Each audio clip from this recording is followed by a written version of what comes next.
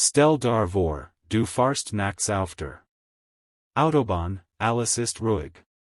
Du hörst dein Lieblingsplaylist und plötzlich im Rückspiegel siehst du die blauen Lichter. Dein Herz macht einen Sprung. Die Hand werden schweißnass. Du fahrst ran, der Polizeibeamt kommt ans Fenster. Und dann fällt der Satz, der alles verhindern kann. Guten Abend, ein allgemeine Verkehrskontrolle. Haben Sie Waffen im Auto? Was antwortest du jetzt? Ehrlich. Ausweichend? Sagst du einfach nein, auch wenn de Violite ein Taschenmesser im Handschuffich liegt oder du vom Skystraining kommst? Halt, stopp. Genau hier, in diesem einen Moment. Entscheidet sich oft, ob du mit einer kleinen Verwarnung nach Hause fahrst. Oder ob sich dein Leben in den nächsten Monaten nur noch ANWALT Gerichtstermin und den möglichen Verlust einer Waffenbesitzkarte dreht. Ich habe mit einem Fachenwalt für Strafrecht gesprochen, der mir klar gemacht hat, die Antwort, die du jetzt gibst, ist der kritischste Punkt. Und die allermeisten machen genau den Fehler, der SIE in Teufelskusch bringt. Beaver du jetzt denkst, ACH, das betrifft Michigan doch nicht, lass Michigan da ein Frage stellen, die du ehrlich in den Kommentaren beantworten sollst. Wenn ein Polizist dich morgen fragt, ob du Waffen im Auto hast, was wär dein spontan erste Reaktion?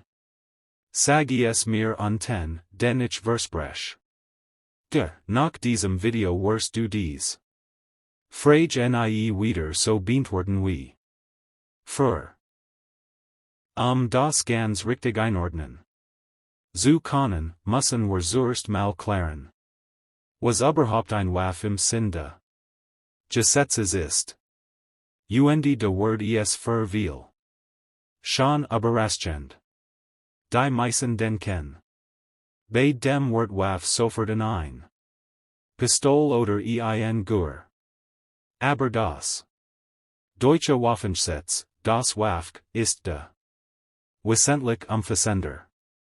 Es unterscheidet zwischen Waffen im engeren Sinn, also Schusswaffen und dann den sogenannten sonstigen Gegenständen, die als Waff gelten können.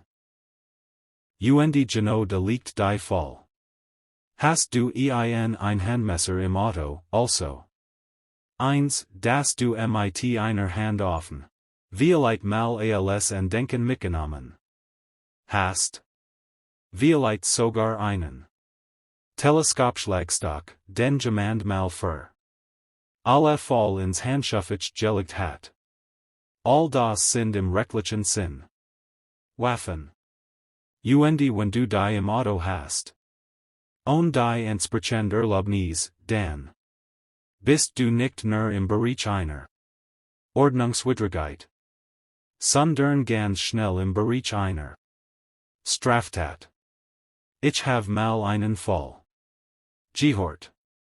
Da hat ein junger Mann seinen alten Wehrmachtsdolch, den von seinem Großvater geerbt hat, liebevoll verpackt im Kofferraum, in zu einem Freund zu bringen, der sich für Militär interessiert.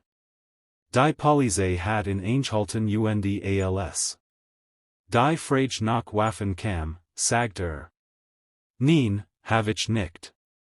Bei einer Durchsuchung von den SIE den Dolch. Dacht, es sei ein Antiquitat. Der Staatsanwalt sah das anders. Verstes gegen das Waffengesetz, führen einer verbotenen Waff. Das Verfahren zog sich über ein Jahr.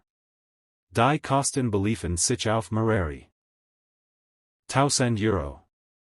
Und das alles, weil ehrlich sein wollt und gesagt hat, have nichts.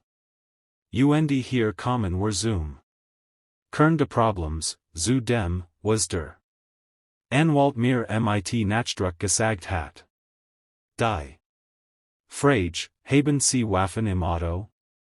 Ist ein Suggestivrecht. Sie ist darauf ausgelegt, dar ein Fall zu stellen. Nicht im bösen Sinn. Die Polizei macht ja nur ihre Arbeit, aber sie ist rechtlich hochrelevant. Denn wenn du nicht sagst und es Word später doch etwas gefunden, dann hast du nicht nur den Verstes gegen das Waffengesetz im Hals, sondern du kommst auch noch in den Bereich der Falschaussage. Der Anwalt sagt mir wörtlich, das Allerschlimmst, was man tun kann, ist auf dies Frage zu antworten. Egal, ob mit ja oder nein. Denn wenn du ja sagst, gibst du im Prinzip sofort die Erlaubnis zur Durchsetzung. Du lieferst den Grund dafür selbst. Der Polizeibeamt hat dann einen konkreten Empfangsverdacht und darf dein Fahrzeug ohne weiteres durchsetzen. Und wenn du nicht sagst, legst du dich fest. Sollte später doch etwas gefunden werden. Und sei es, weil